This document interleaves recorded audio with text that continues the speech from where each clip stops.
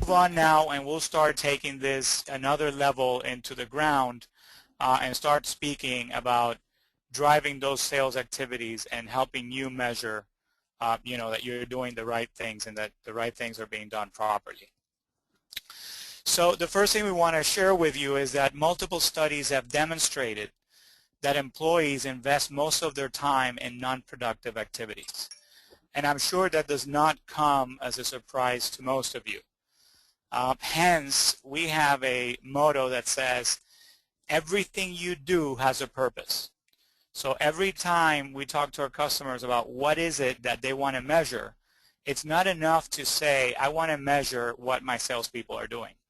I want to measure what my customer service agents are doing. What we really need to ask is, what activities should they be doing? And in that process, we start categorizing the things that we feel they need to be doing.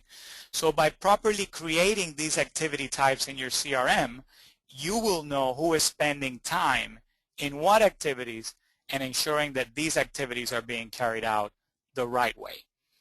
So again, it's not just about doing things, it's about doing the right things, but it's not just about doing the right things, it's about doing the right things right. So for example, if you want to measure your sales team activity, you want to measure their prospecting. You know, how many calls are they doing to source new business opportunities? You want to measure their discovery efforts. You know, how much time are they spending understanding our customers' needs? Because we know that the better they understand your customer needs, the better they will be able to present and sell your products. Another key sales activity is proposals. All of us in the sales industry know that it takes, N number of cold calls to generate N number of visits, to generate N number of leads, to generate N number of proposals.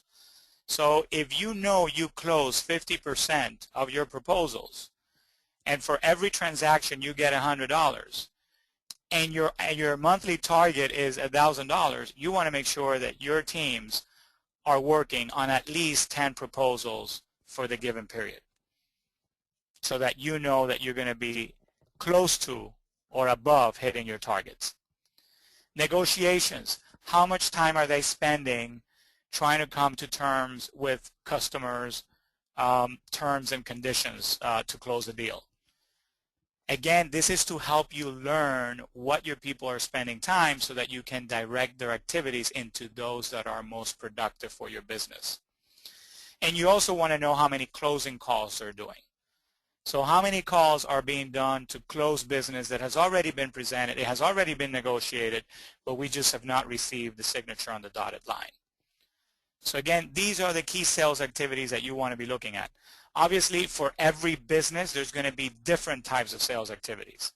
The ones that you want to track are the ones that you already know will have a bigger impact in your overall business. And if you translate that to the way that your CRM works, you'd be able to know your conversion rates. So, how many calls generated, how many appointments, which generated how many proposals, which generated how many transactions. And by focusing on the right activities, you will close more business. So what we propose to our customers a lot of times is be more scientific about selling. We've all heard it before. Hey, you can do better. Hey, go get more business. Hey, go see more customers. Hey, find us new leads.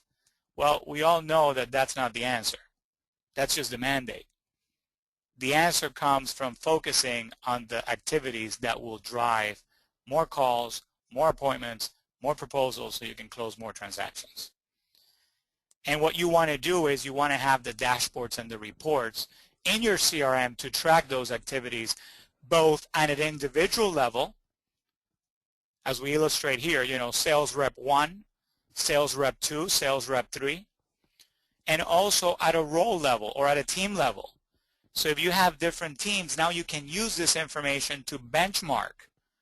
And all of a sudden you have visibility of what is it that the teams that are being the most successful are doing, and how does that compare with the stuff that the least or the less successful teams are doing. And that's what we've illustrated here on the right side of this slide in the bottom. This is just to help you see. These are the kinds of things that you'll be able to have visibility if you are tracking them, and obviously a CRM helps you do that. And then you want to benchmark, review, and adjust. So right here on the left side, we've shown you an example of John Doe.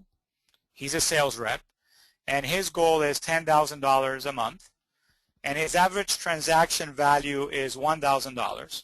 So he's required to have at least 10 closings a month to be able to hit his target. So if I know what his contact rate is, and we're assuming for the sake of this exercise that it's 50%, and we know what his conversion rate is, and let's assume that's 25% to convert a contact into a lead, and let's assume 50% of those leads convert into a proposal, and then we assume that 50% of those proposals end up in closing, all of a sudden you have clear metrics. So now you know that John Doe should be doing at least 80 cold calls so that he can end up with 40 prospecting calls, which are to qualify customers further, for which we should expect to get about 20 proposals, and therefore if he follows that closing ratio, he'll end up in the 10 transactions that he needs to meet his target. So we want to make sure that you're doing that.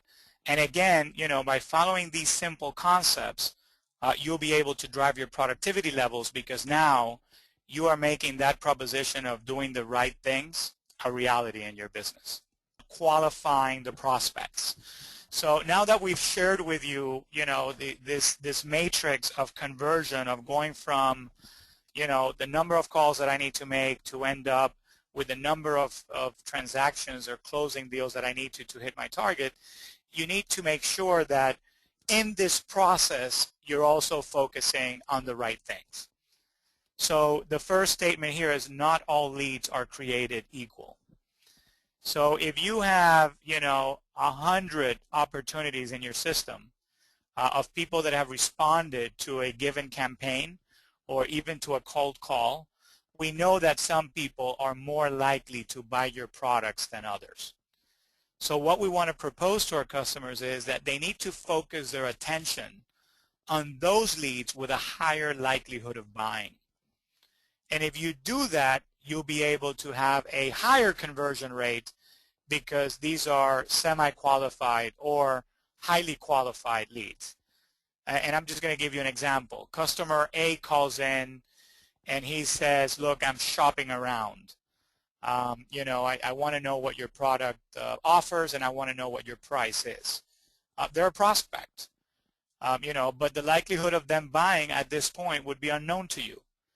However, if I have another customer calling in and saying, hey, look, I need a PBX because we had a thunderstorm last night and my PBX is not working, now I know that this guy has an imminent, immediate need. He's not shopping. He has a problem. This is what we call a compelling event. He has a legitimate reason to purchase. So you want to make sure that your salespeople are asking similar questions to drive up those productivity levels, to know which of those leads are more qualified, and hence focus on those that have the higher likelihood. Again, for you to know which ones are more qualified or less qualified, you first need to know what are the questions that I need to ask. So a CRM, again, and you know, I talk about CRM because this is what we do, but it doesn't mean you need to have a CRM. If you have a process, you know, you'll start seeing gains immediately. The first thing you need to do is, what are the questions to ask? And here are some basic scoring questions. Do you have a budget? What is the time in which you're expecting to buy my product or service? Is the decision maker known to you? Is the buying process known to you?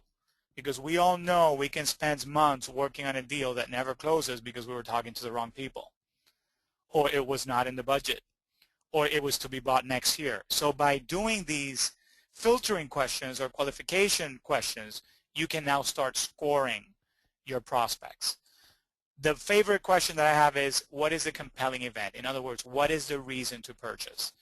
Do you want to purchase this because it's a nice to have? Or do you want to purchase this because you have an evident, and high issue, critical issue, that you need to resolve right away? So always ask the question, what is your reason for wanting to buy this product? It'll give you and reveal a lot of information around the likelihood of that customer actually buying from you. So an example here is, look, I have a new business that's opening this month, and I require this product before the 28th of February because that's our opening date.